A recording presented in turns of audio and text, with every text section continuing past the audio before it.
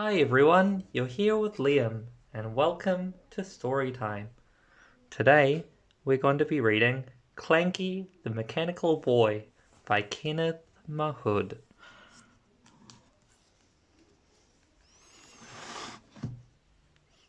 So this book was originally from the Dorothy Butler Children's Library. After that, it was sold to the Milford Kindergarten, and my parents bought it at a book sale when I was a little boy there.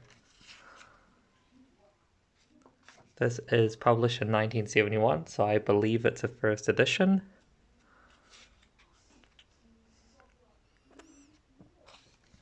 Every morning, Sam Siggs cycled to his dull job at the Cozy Car Factory, where he made dull cars in dull colors.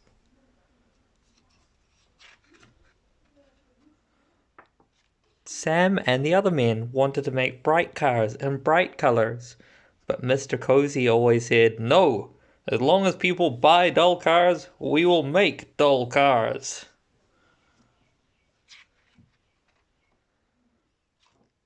Every evening, as Sam cycled home, he dreamed of the beautiful cars he would like to make. When he complained about his job, Mrs. Siggs would say, "You're always making gadgets. Why don't you make a mechanical man to do all the boring work?"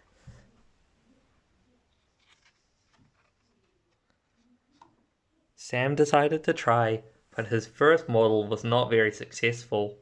The next one overheated, and the third kept taking itself to pieces. At long last, Sam succeeded in making a reliable mechanical man. Mr. Cozy was delighted. He was so pleased that he invited the Lord Mayor to start Sam's machine at a special ceremony. The Lord Mayor pressed the starting button, and the machine began to go clink clankety clunk, clink clankety clunk. Everyone held their breath.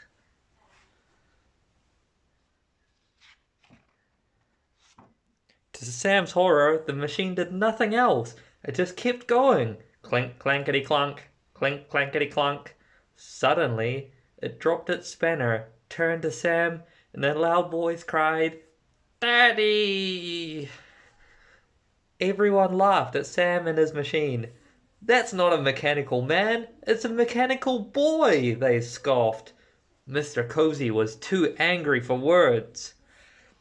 Sam took the machine home and told Mrs. Siggs the sad story. "He takes after you," she said. "He doesn't want to make dull cars either. Let's adopt him and call him Clanky." So they put him to bed and plugged him in to recharge his batteries during the night.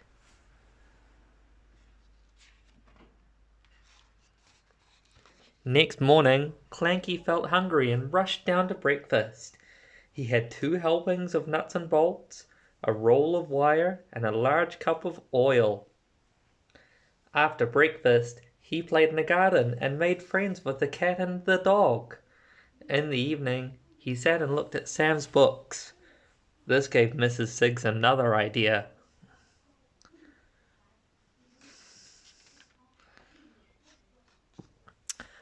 "I think Clanky should go to school," she said.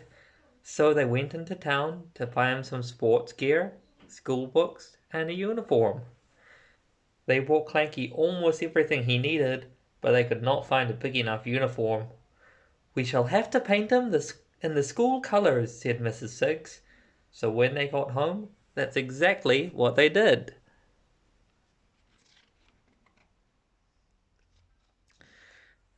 Next morning, Clanky was last on the school bus, but first into school.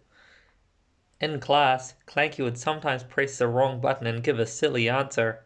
He was quick to learn, however, and within a few weeks, he was top of the form.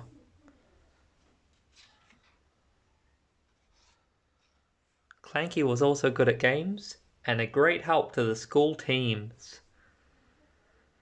"But he should have been made of stainless steel," complained the boys when he rusted up in wet weather.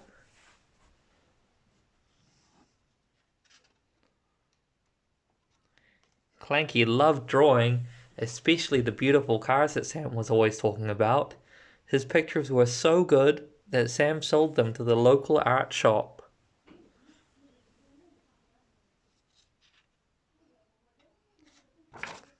Oops.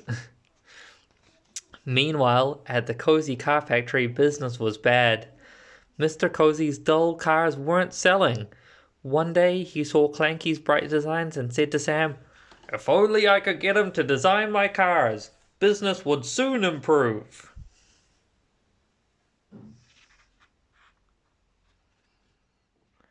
Clanky and Sam readily agreed, and soon they were turning out hundreds of different designs, which sold like ice cream on a hot day. Now, when anyone suggested making even brighter cars, Mr. Cozy always said, "Yes!"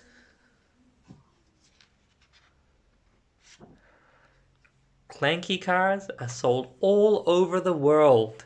So if you ever see a car looking like a dragon, or a lighthouse, or even a butterfly, you can be sure it was made by Clanky and Sam Siggs.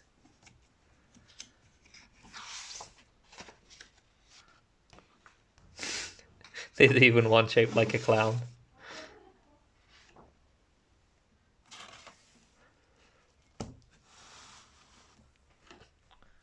Thank you for watching today's video, everyone. I hope you enjoyed it, and I'll be back tomorrow with a new book. Thank you. Bye.